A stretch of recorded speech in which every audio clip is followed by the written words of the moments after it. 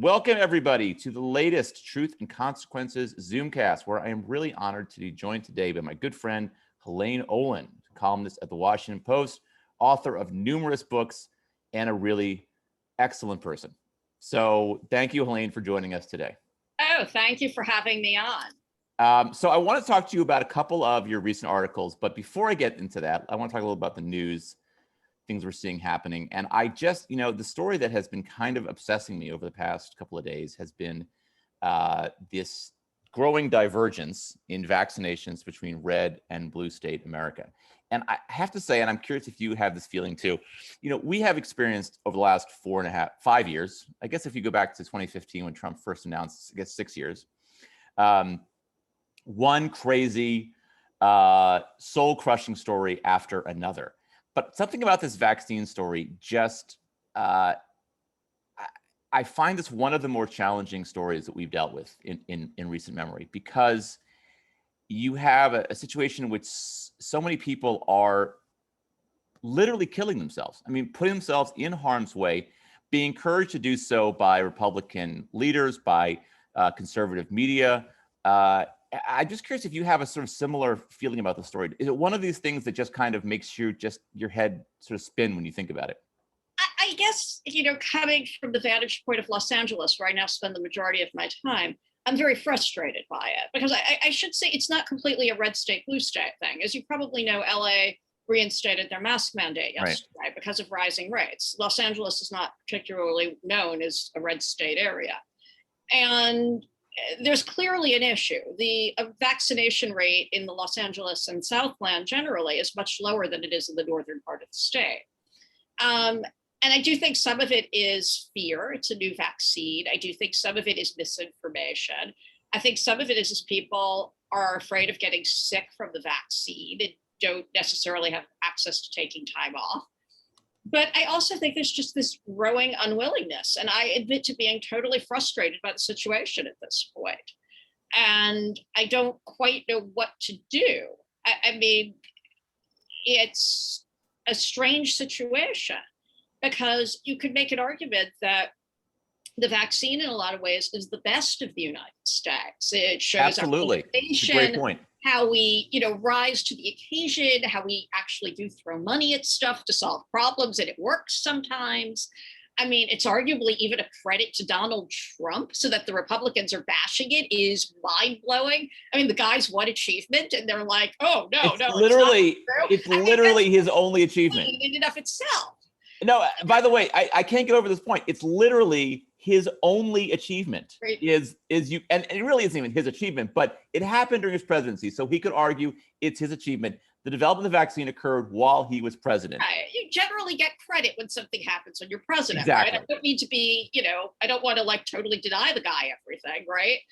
And he even had the vaccine, right? It's not like he hasn't had it.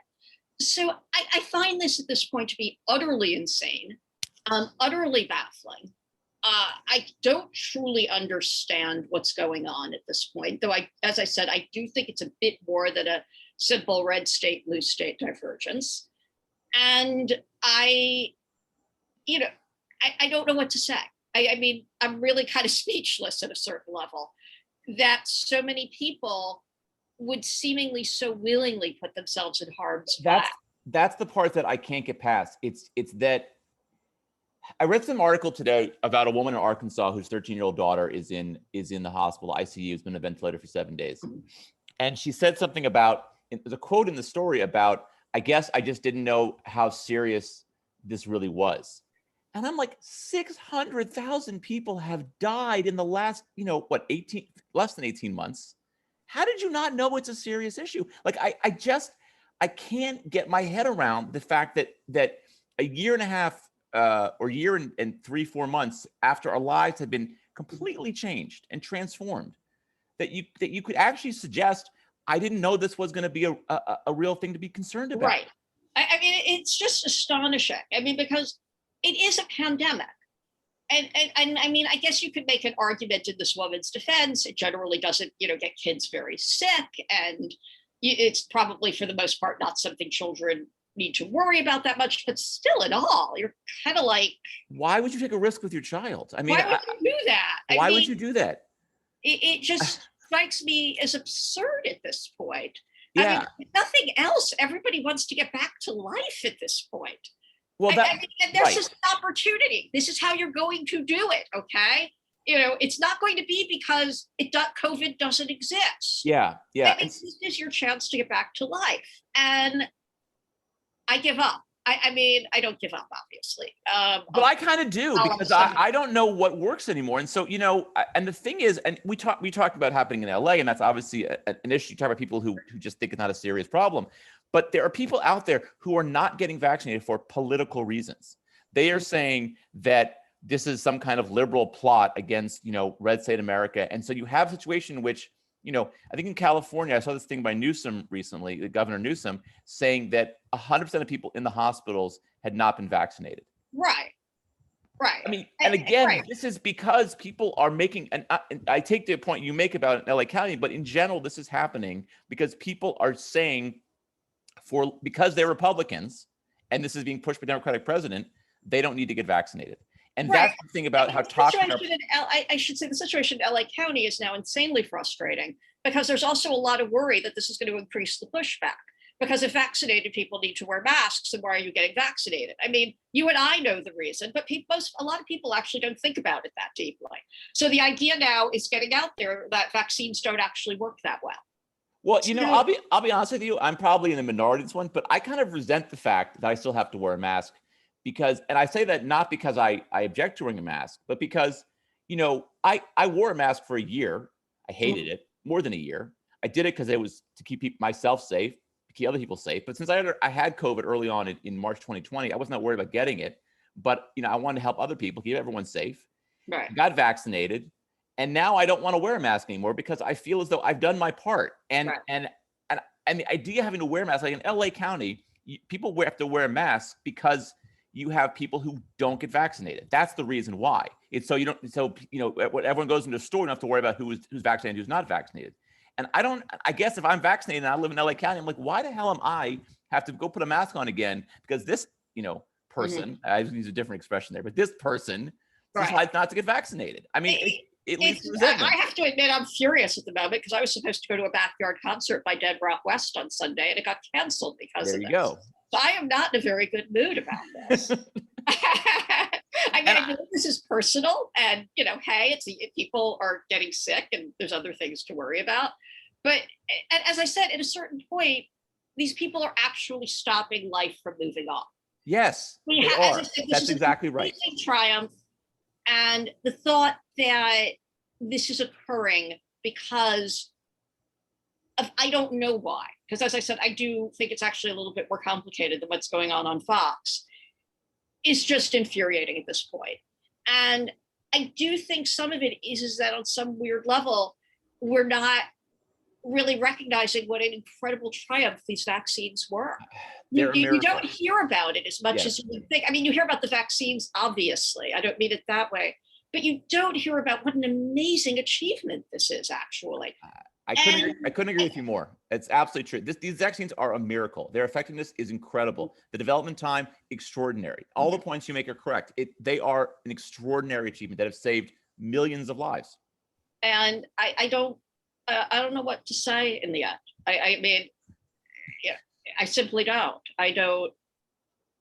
Yeah, I hear you. People go get vaccinated. That exasperation you just showed right there is exactly how I feel. You capture that. Go back, and when you're watching this, go back and review that, because that's exactly how I feel. This look of like, I don't even know how to express it. I feel like we all suffered for the past year. Obviously, some people suffered far worse than you and I did. We lost loved ones.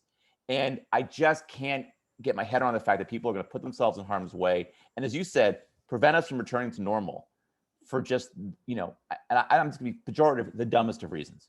Because I get some people are afraid, but a lot of people are doing this for stupid political reasons, and it makes me crazy. I completely agree. Speaking of getting crazy, you had an interesting piece yesterday, I think it was, or today. I think it was yesterday. The airlines yesterday. Yes, on air rage. So tell us what's going on in the nation's friendly or not so friendly skies. They're not so friendly. They're not so friendly. Yes, And exactly. it's actually really astonishing. Air rage and just general rudeness is way, way up. This is not people's imagination. The FAA started really tracking incidents last year in a much more serious way than they ever had before, because of the sheer number of complaints that were coming in. And understand, this is at a time when they start doing this, when flying is down by easily well over 50% at this point, when they start actually tracking this. And now it's still down by somewhere between 10 and 20%. And the numbers are still astonishing. And it seems to be a whole combination of different things that are going on. People are very frustrated. There's the usual, people are crammed back in. First class is first class, cattle is cattle. I fly cattle, everybody. I just want it noted. But there's something else too, because I've actually flown quite a bit. And the thing is that a lot of people just seem to have forgotten how they're supposed to behave. Yeah. I don't know how else to put it. I mean, I've just seen stuff that's astonishing on these planes. Of people playing music without headsets and putting phone calls on speaker while we're on the runway so you can hear both sides. For the record, people, other people's cell phone conversations are mostly banal, okay? Nobody wants to hear them. It's over, right? People sitting at other people's seats. So my all-time favorite is I once saw a guy watching what I will refer to as adult-themed content on a laptop. I cannot get over that. That is just weird on a whole host of levels. I mean, you would think if you were going to watch that, you'd want to be alone. So it's a very strange thing to It was just bizarre. And I think people have truly forgotten how to behave. So, it's interesting. I have a thing on this, because I get on the subway recently, I've noticed more and more people play their iPhones without headphones on. I noticed that this week too, by the way. I have a thing on this that I don't believe in the death penalty at all, except in this circumstance. I mean, the social contract is clear on this point, right? You don't listen to your music or your whatever on a public transportation without headphones. You just don't do it. And I think, you take a people out and you shoot them in the back of the head. This isn't going to happen anymore. I think it's done as an issue. I kid, of course. I know you're joking around. I mean, it doesn't bother me that much on the trains. Oh, it drives me crazy. I have to say, I'm a native New Yorker. I'm so used to such craziness on the trains. I mean, I'm just grateful they're not walking around with boom boxes like in the 1970s. You're dating yourself with that one. You guys have no idea what it was like. That's true. My standards are pretty low for what goes down on subways. Yeah, no, it's true. It's true. But there is this just general explosion of utter, complete rudeness and and I do think the internet feeds this stuff. And it feeds the anti-vaccine stuff too. Maybe this sort of links it all together. But do you think this links people in silos and they aren't totally aware of the rest of the world? Well, that's interesting. But do you think, because you were saying in the piece how this has picked up in the past year post-pandemic, do you think it's related to the pandemic somehow? I do. I think people were really isolated. I think they were alone. I think they were on social media for hours upon hours.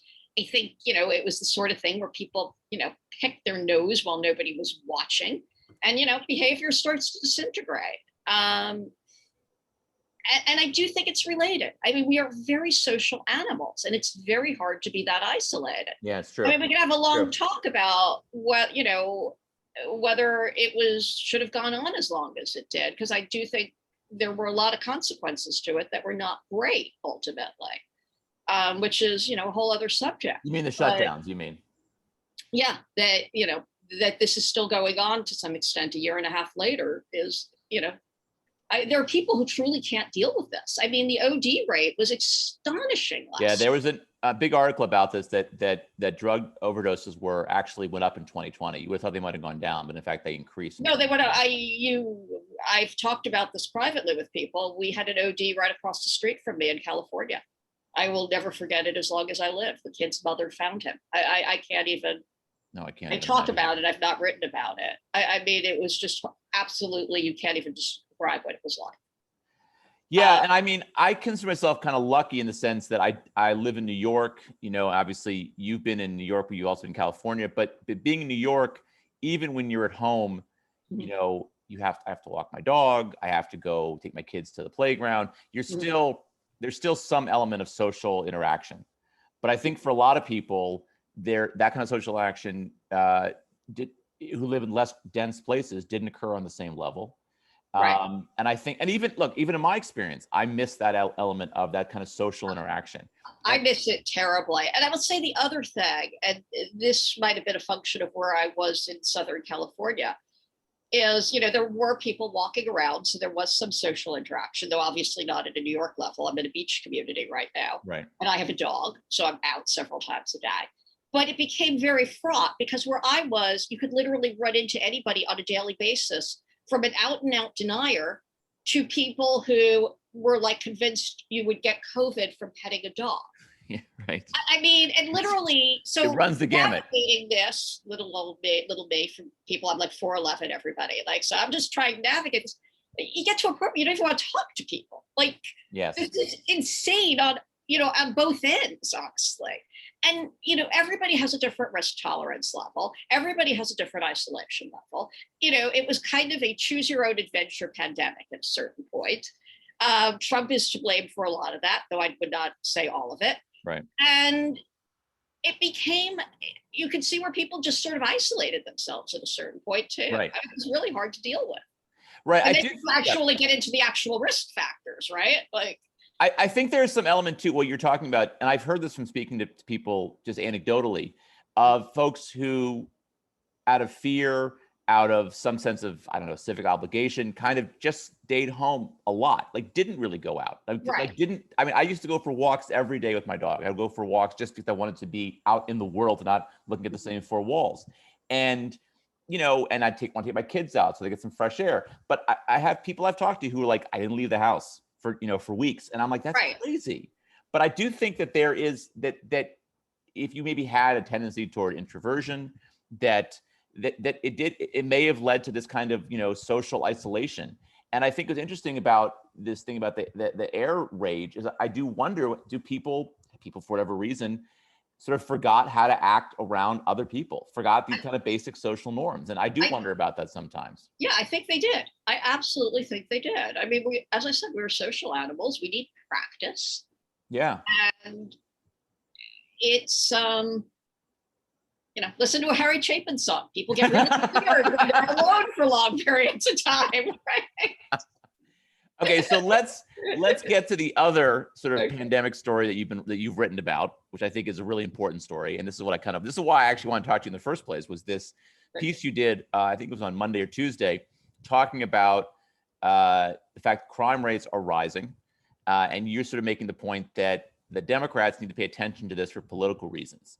Now, there's two things about the story that I agree with, and one I'm not sure what I feel about. One is this point that, and I have noticed this, that liberals seem to be playing down the fact that crime is increasing. And you and I had this conversation about this via text about how some people are saying, well, you know, not all crime is up, only murders are up. Which is like, you know, other than that, how is the play, Mrs. Lincoln kind of expression. But can you just talk about why that is a bad argument to make? Well, I mean, do you want to share it with a murder victim's family? Well, there's that, obvious, sure, right? Absolutely. But no, I mean, people's reality is that crime is going up because people don't think it through and go, well, gee, property crime is down, but murder is up. I mean, nobody thinks about it that way. Right. First of all, murder is a hell of a lot more serious. Shootings are a lot more serious. Third, I would make a potential argument that the reason property crime is down is because so many people are home all the time. It is really hard to burglarize a house when people are there, right? Right. It's not impossible, but it's generally not like, if you're a crook, this isn't like your goal in life, right? And I think that people are concerned. I would make a further argument that the concern is particularly concentrated among people over the age of 50, who are old enough to remember the 1980s and 1990s, sure, as adults, I mean. Sure. And what it was like. And they're concerned that the numbers are going backwards. And I don't think that's an invalid fear. I get the argument that the numbers still aren't, you know, anywhere near that bad, that they only are going back like 10 years or 15 years, depending on what city you're in, right? But I would say two things to that. First, again, general rule of thumb is you don't want to go backwards. Second, that's not true in all cities. There are cities outside of the Washington, New York bubble where things are actually as bad as the 1990s at this point. Philadelphia is among them. St. Louis is among them. I believe there are cities in Florida that are among them. So there's that argument. I would also say that there's this sense of disorder that is not always turning up in the crime stats, that things that are not getting reported. Homelessness is way up in places like New York and LA and San Francisco. It's the old line about, the sort of broken windows theory, right? Which has been sort of disproven in terms of crime, but actually people still really care about. They don't want to live in disorder, and that's not a bad thing. I don't think you should be giving people a speech about why shootings are not a bad thing or why they should be living with disorder. I think when progressives and liberals do that, they're denying a very basic reality. And I'm generally not a fan of, wherever your political beliefs are, of denying reality. Denying reality is a very, very bad thing to do. Republicans do it a lot. Yes. Witness vaccines, right? They don't work, right? They work, okay? Masks work. I mean, these are basic reality things. This is not something anybody wants to emulate, yet you're starting to see creeping things towards it on the left as well. And that is a really basic one. If you start telling people that, crime isn't up, only shootings, you've lost a lot of people. You've lost me. And I'm not exactly like conservative. Let me say, this is just on a personal note. I remember I lived in Washington, D.C. in the 1990s, which took much longer than other major cities to see a reduction in crime. And, I remember on various occasions there being homicides, a couple blocks from where I lived. I lived in a relatively, safe area of DC, but the crime was, pervasive in DC, and we had a triple murder. I remember like 2 or 3 blocks from where I lived, with DuPont Circle back in, I think it was 97, 98. But I also remember experiences like going into my apartment building and there being a man sleeping in my hallway, right? Because he couldn't find a place to sleep and he'd gotten in the building. I remember being at an ATM and being accosted by a homeless man trying to ask me for money. And these are these are minor things you can walk away from, but they do affect your quality of life, right? I remember being very frustrated by it and feeling like I want to live in a city where I feel safe, where I feel like, the basic rules are being adhered to, and where I can rely on the police to actually maintain some element of public safety. And I didn't feel that way. And, right. And I think it matters. I think it does affect your quality of life for lots of people. It totally does. And I think there's a denial of reality when people say it doesn't, or that you should just simply put up with it.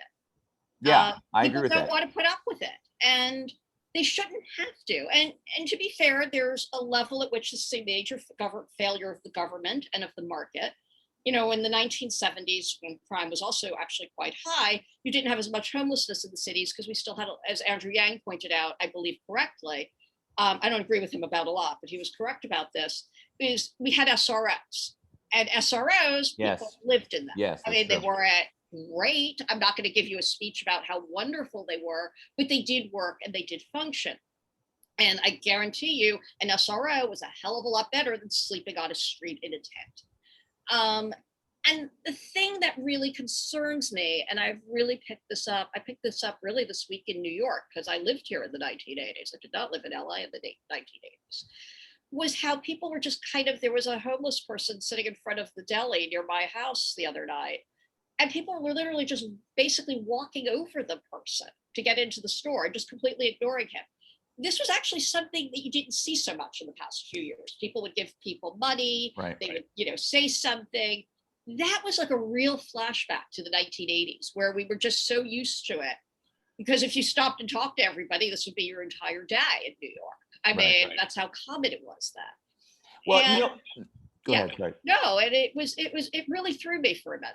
I was like, wow, that's a blast from the past, just watching people just streaming in and doing that. I think there's another element too about this conversation that frustrates me. This is where I want to get into politics of this for a second, but one thing that I think is often forgotten, especially by the people we may come in contact with on social media and elsewhere who say crime isn't really a big issue, is the fact that the people affected by crime, primarily in American cities, are people of color. Yes, and they have more conservative polling shows. They actually are, fairly want something done about it. Right. And no kidding, right? These aren't people who are saying that we should defund the police. It's people saying we need better policing. Right. I mean, they want their communities to be is safer. One of the worst slogans I've ever heard. I mean, I'm going to put it right out there. I mean, it's a terrible slogan. It's terrible. I understand they don't really mean defund the police, that they want the money to go elsewhere. My advice is come up with a better way to say it. Again, it's a basic denial of reality. It's like, well, we don't need to defund the police. We mean, you've got a friend of mine wrote a book years ago about making first impression, and it was called You've Only Got 3 Seconds. Yeah. Yes. and she was the co-writer, and she did it was and she's right. Like, most people aren't actually looking that deeply at things. No, and they hear defund the police. If your thing is defund the police, but not really, we want to reform them. Here's what they hear: defund the police. That's what they hear. Right. You've got 3 seconds. That was it. Defund right. the police. It was. And I remember about a couple months ago, I remember this, like, Barack Obama gave some interview where he said it's a terrible slogan. And I made some point on Twitter about this. And I got all these people pushing back on me. And I was like, you people are pushing back like you owe the slogan money. Like, it doesn't make any sense. Like, why are you defending the slogan? It's a terrible slogan. It's terrible. And it's also inaccurate. It's also not what you want. You don't want to defund the police. You want police to do a better job of policing. That's what we all want. And actually, I want to get to this question because, one place, for example, where crime has really gone way up again is Baltimore. And I mean, there is almost certainly a connection there between the fact that the police in Baltimore, after the trial of the cops who were killed Freddie Gray, that the police just kind of stopped doing policing. I think that happened in New York also last year. And I'm not defending this, by the way. It's ridiculous for the police to throw a temper tantrum because some of their members are held accountable. But I think you do see a connection in some of these places between the police sort of saying, we're not going to do our jobs as strenuously as we once might have, and rising crime rates. And my point here is not that to give the police an excuse, because I don't think it's acceptable what they were doing, but it does show there's a link between a lack of policing and actually crime and especially homicides. Right. I think this is something that people just, again, on the left don't want to talk about. Now, you mentioned that you think this is a political problem. This is where I'm not so sure I agree with you, but tell me why you think this is I mean, I get the reason why you think that this is a visceral issue for a lot of people, but I guess where's the evidence that it is having a political impact now? I think it could have a political impact is what I would say. That if the numbers don't go down, if it's not taken seriously, you're gonna see a pushback on this. I mean, we just don't know. There's so much we don't know right now about where the economy is, where crime is, where our society is going. And I think if that doesn't change, you're going to start seeing more pushback to stuff. People don't like to live in an uncertain world. Yeah, I think that's right. I guess my thing is that, the best example supposedly of this is the New York mayor's race, in which Eric Adams ran on an anti-crime message, and he won, barely won the mayoral election, the Democratic primary, which is basically the mayoral election in New York.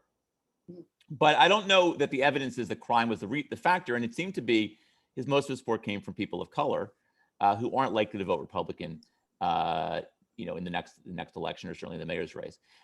So I guess I think this is an issue, but I guess I wonder how much of it's going to play out politically in 2022, because I wonder that the country is so polarized that I don't know that any issue can move voters. Maybe this is the one that can. Well, I think you're forgetting that there's a huge group of suburban swing voters out there still who might not be directly impacted by crime, but are going to think a lot about it, speaking as somebody who lives among them right now. And I don't, and that was the track record in the 70s and 80s too, to some extent. I mean, remember that. So I do think it's something that has to be monitored and watched for, basically. And also, I mean, people just shouldn't be living like this. We don't need this. Right. There's that point too. I mean, I guess the thing I wonder about is, yes, people might be upset about crime, but doesn't mean they're going to vote for Republicans thinking they're going to do a better job on the issue. Right. I mean, they'll just be annoyed that the Democrats aren't solving things. But still vote for them. That's what I suspect. That's what I suspect. But I could be wrong about this. I just don't know if I will say this. It does seem to me that the Biden administration and the president is taking this issue seriously, right? They've had a bunch of public events focusing on crime. They brought Eric Adams, actually a bunch of mayors into the White House. They're trying to show that they're doing something about it. And I get from a political standpoint, that's a smart thing to do. You just want to show that you're engaged on the issue. And I think this is a contrast to the way Democrats handled the issue in the past when they didn't really, they didn't have the same kind of, I think, attention to the issue. Or if they did attend to it, they kind of overcompensated, as we saw sort of with Clinton in the 1990s. Right. Yeah, I don't have an answer. But what I would say is I can pretty much guarantee you that dismissing the issue is a very bad idea. Yeah. And while the White House is not doing it, you are seeing that on a different, on a lower level to some extent. Right. And by definition, that shouldn't be happening. It just shouldn't be happening.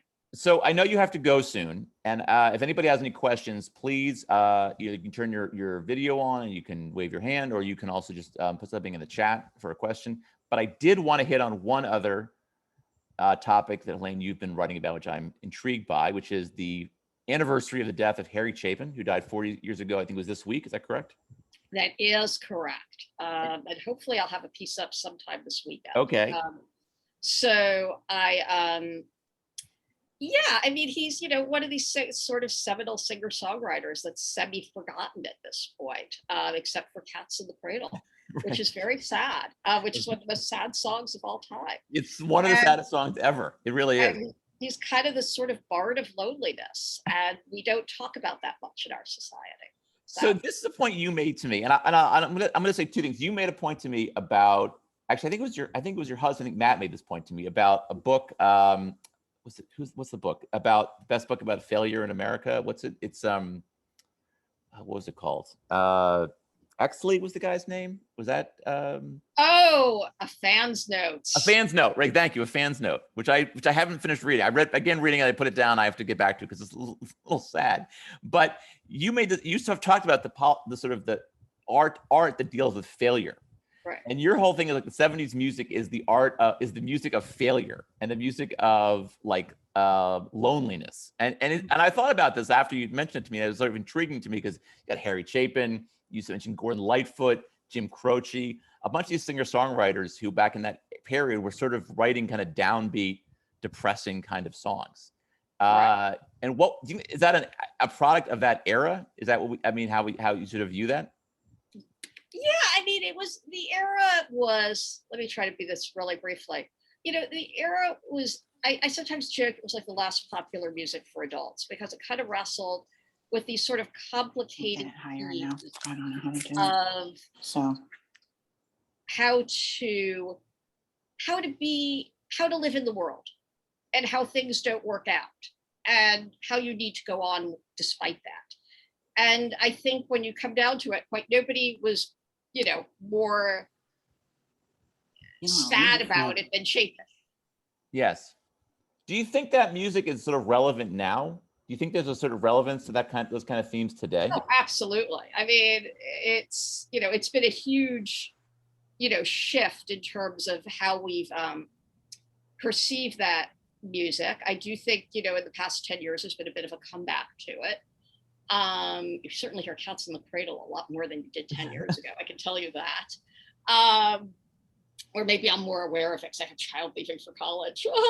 Right. But I do think that the subject is talked about a little bit more finally. Again, the past several years, maybe because of social media, maybe because of the economic crisis, the isolation so many people live in has gotten more and more attention. Yeah, I think this is an issue that I think deserves more attention. It was actually a good piece I read about a few weeks ago. I think it's by Damon Linker about the politics of loneliness and how loneliness sort of breeds reactionary political views. And I think it's a lot to that, actually. And there's been a lot of research over the past couple of years about loneliness as a factor in American society that I think there's the Michael Sandel wrote about this years ago about, bowling alone and the decline of like bowling clubs. And I think you have a situation in which people do live kind of somewhat lonelier, more isolated lives. And there is a political impact. They live their lives maybe on social media or on the internet, which is not really it's the most healthy place to engage with people. And also, I think, can breed a certain level of reactionary and sort of extreme views. And so maybe that's kind of, we're living in a similar period now, although I don't see it reflected so much in pop culture. Maybe I'm too old to notice it, but I don't. Yeah, I have to say, I would not describe myself as an expert on pop culture, contemporary stuff. I'm too old. I listen to my kids' music, and I don't feel like it's really.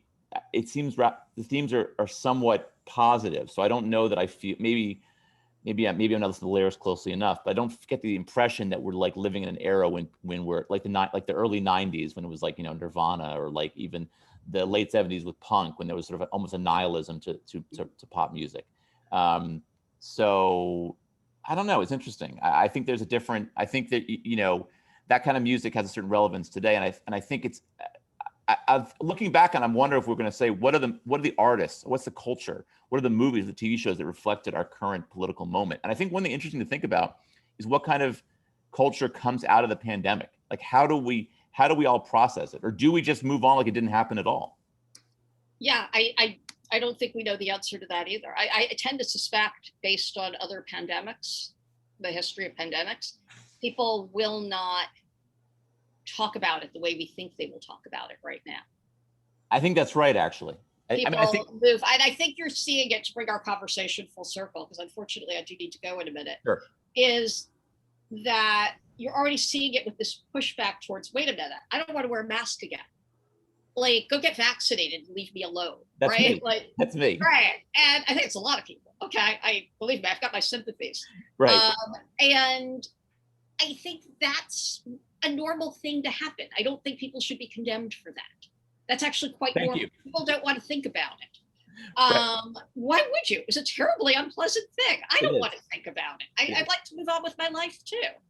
And I think that's something we're going to have to, consider. And as we're moving on with this, and again, and that's one of the things I think is going to play out over the next year as we move away from the pandemic, because we will. Pandemics pass. They don't hang out for years and years. No. And especially with vaccines, they don't. And Especially. how is that going to play out in our politics? Because people have pretty short memories. So how is that going to how is that going to work going forward? I don't know the answer to that either. All right, I'm gonna let you go. I can make an argument that there's going to be a lot of angry people floating around. So I'm gonna let you go. If it doesn't kick up, we'll all be happy. That's right. I'll let you go in a second, but I think two things I want to say about that. I don't think the pandemic is going to have a political impact in 2022 or 2024. I just don't. I think that Democrats will want to run on the issue. I don't think that it's going to have a huge impact. I think people are going to move past it. Also, from a cultural standpoint, or just from a social standpoint, I do think what I would have expected the response to the end of the pandemic would be almost hedonism. Right. I mean, I'm actually not even joking. I think you're already seeing it. Anybody who's been outside on a Friday or Saturday night in a major city knows what's going on. I mean, yes. The summer of New York that people talked about, as far as like people hooking up in bars. And right. I think you are seeing some of that. I think people are making up for lost time, especially young people who, didn't have any relations for a whole year. They're making up for it. I thought maybe you'd see more of it, but I think people like, who have kids or a little older, like you see a similar kind of thing as well. People want to travel more. People want to do more cultural things. People want to work less. I think that's the interesting question going forward, is that kind of a change, does that kind of change occur?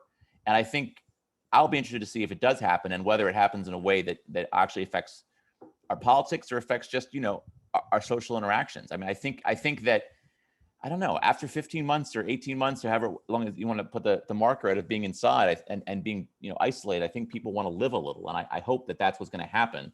I think that is definitively what's going to happen. I mean, I think one of the odder things, this will be the thing I wrap up with, is that a lot of conversation, and this could also unifies a lot of what we've talked about today, especially on the left, is really driven by this sort of social media Twitter bubble, where, which are people who are petrified of going outside, who think that defund the police is one of the greatest slogans of all time, or at least act like they do, have politics way far to the left of the typical American, some of which I agree with, I should say, and some of which I don't. You would probably say the same thing. Probably. But regardless, is not reflective of anything in the broader world. And I think the Democrats have had more of a problem wrestling with that than Republicans, in part because the Republican base is just so delusional that what they use on social media to some extent is what their base thinks. Right. But there also just seemed to be something of a greater reality check on them to a bit. And at least in certain areas, there's certain pragmatic bottom line stuff that goes on sometimes too. And whereas on the left, there's just this constant, how dare somebody say defund is not a good slogan. Yeah. But I think you're right, by the way, that is a social media view. And I think one of the things I'll say very positive about Joe Biden is his administration doesn't seem to take social media very seriously. Not in the least. And good for them. Really them. Don't. Good for them. I think it's good for them. All right, listen, I'm going to stick around for a few minutes for those of you who are still on the call, just to answer a few questions or talk a little bit. But Helaine, I know you have to go. I want to thank you so much for joining. This was a great conversation. And if you don't read Helaine already, you're making a huge mistake. So please go to the Washington Post, read her columns. They're fantastic. You can follow her on Twitter. She is one of the best opinion writers out there. I really mean that. I'm not saying because she's a friend of mine. She really is great. And her stuff is always provocative and interesting. So Helaine, thank you for being here. Thank you. And your stuff is amazing too. Oh, yeah. So, all right, I'm going to go talk to my editor. So. All right, you have fun with that. Okay. Bye-bye. Bye. So I got one question here that Ron Irving, a regular viewer to the Zoomcast, he brings up this interesting quote from Eric Altman, who wrote in his newsletter today that he basically argues that, you can read in the chat if you want to, that the public believes crime is more pervasive than it is because of demagogic politicians and craven media for covering these issues. And look, there's something to that. There's no question about it. But the problem is that I think it's really hard for the media not to cover violent crime. When and this happened in the Bronx a couple of days ago in New York, a 13-year-old gets shot, coming out of a bodega. That's a story. You can't just not cover that story. And I do think that to say this is just a media creation, which, look, I'm not doubting that there's an element. There's an adage in local news, when it bleeds, it leads, and there's certainly a case that occurs. But I do think it's hard not to cover a story like this because crime rates are going up, in the sense that, and especially homicide rates, and homicide is not something that you just can't cover if you're in the media. So the fact that violent crime has gone down in New York over years, and it has, doesn't change the fact that murders are increasing. And look, people don't make these kind of calculations. They don't say, well, 30 years ago, things were worse in New York. They say 2 years ago, things were better, and now they're worse. It's all relative. And so I do think that for a lot of people, what they can look at is their day-to-day experience. Do they feel more at risk? Are they more aware of crime occurring? Are they more aware of violent crime occurring? I think if they do, and I think many people do feel that way in New York particularly, then, that changes their perspective on these issues. And I think it's not, I've written this a couple times that I think Eric Adams' success in the New York mayor's race was largely a factor of identity, and the fact that he was a Black politician who had strong roots in New York politics, especially in Brooklyn, that he had strong endorsements from other minority political leaders, like the Bronx Borough president, and that helped him with, for example, winning Hispanic voters. But I also think that for a lot of Black New Yorkers, that crime, for some of them, especially for those who live in poor communities, is a visceral issue, an issue they deal with on a regular basis, not something that's hyped up by the media, something they experience. And that makes them, I think, in a sense, attracts them more to what things Eric Adams was saying. So I don't think that it's, I am, even if it's true that crime fears are being hyped up by the media and by politicians, it doesn't mean that the fears aren't real. It doesn't mean that people don't feel afraid, and you have to deal with that fact. I always make this point that I wrote a book about the 1968 election. It's right over there, and called American Maelstrom. And I write in there that, the crime, people were very concerned about crime, and there was this tendency to view politicians talked about rising crime rates as if they were being demagogic. But in reality, crime rates were increasing. People were afraid, and those fears were legitimate. And you can't just not talk about it because the data says otherwise. That doesn't really work. So I do think that it's sort of a hard issue to wave away by saying, well, it's just the media and politicians acting badly. And look, and that's also the reality of the world you live in. I mean, if Republican politicians want to say vaccines don't, you shouldn't take your vaccine and you don't need to do it, you don't throw your hands up and say nothing we can do about it. You try to figure out how do you get past that kind of misinformation. You still have to figure out ways to help people. And I think especially on the vaccine issue, it's very difficult to get past that misinformation, but you still have to figure out ways to do it. And the rules of the game are not always fair. Doesn't mean you don't have to try to respond to it. I want to make anybody else have any questions they want to address? And I did want to just hit on one other point. I did have a piece up today in the MSNBC talking about Ashley Babbitt, who was, of course, she was killed on January 6th at the Capitol, and how she's becoming a martyr in Republican circles. And what I was struck by is that on the one level, this is a story about Republicans trying to whitewash what happened on January 6th, especially for President Trump. But there's something very dangerous about this, because the same politicians like Trump, who used to praise the police for using force and they would not criticize police for using force, particularly against people of color, are now criticizing the police for using force against their own supporters. And what that does, I worry, is it politicizes law enforcement, so that law enforcement is seen not as a neutral arbiter of the rule of law, which many people don't see them that way anyway, but instead being seen as having allegiance to one political party or the other. And that's a very dangerous development, I think, because it just means that more of the institutions that are supposed to be nonpartisan are seen as partisan. You've already seen this with the courts, right? I mean, the Supreme Court is now viewed by many Americans as a partisan institution. They have lost the confidence of many, most especially Democrats. You see the media become, that's been true for a long time, a partisan punching bag. And certainly with all the sort of fake news rhetoric from Donald Trump and Republicans, that view perspective has increased. Certainly election officials who were never really considered overly partisan are now viewed as increasingly partisan individuals. So what I think this speaks something larger in our society that's very damaging. We talk about polarization as being a big issue and a big concern, but what's happening is there are very few things anymore that are viewed as nonpartisan. I mean, if you go, I didn't even mention this in the piece, but you can talk about football, became a partisan issue back when Donald Trump was bashing football because players were kneeling. Baseball became a partisan issue when the Major League Baseball moved the All-Star game from Georgia. There's very few things left in our society that are not seen through partisan lens. And, look, if the football and Major League Baseball is seen through partisan lens, that's not a big problem for society. It's a problem more for baseball and the football league, NFL and MLB. But if the police are seen as a partisan institution, that is a problem. And we have enough distrust of the police already.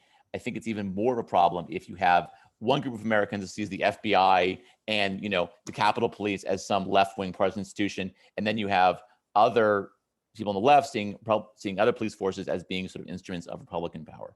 But it does speak to how divided we become as a society and how much polarization and partisanship is driving us further and further apart, which is not the most uplifting to lead with on a Friday afternoon, but it is kind of what's happening. I have to jump off. I have to pick up my kids. Any other questions? Anybody else want to raise any other issues? Feel free to jump in here on chat or on the video. Otherwise, I think I don't see anybody bring anything up. So I think I'm just going to let drop off here. Thank you for those of you who participated. As always, I always appreciate you being here. Thank you to those who are watching this after the fact. And I hope you have a wonderful Friday and a wonderful rest of your weekend. And I'll talk to you again next week. So thanks again. Bye-bye.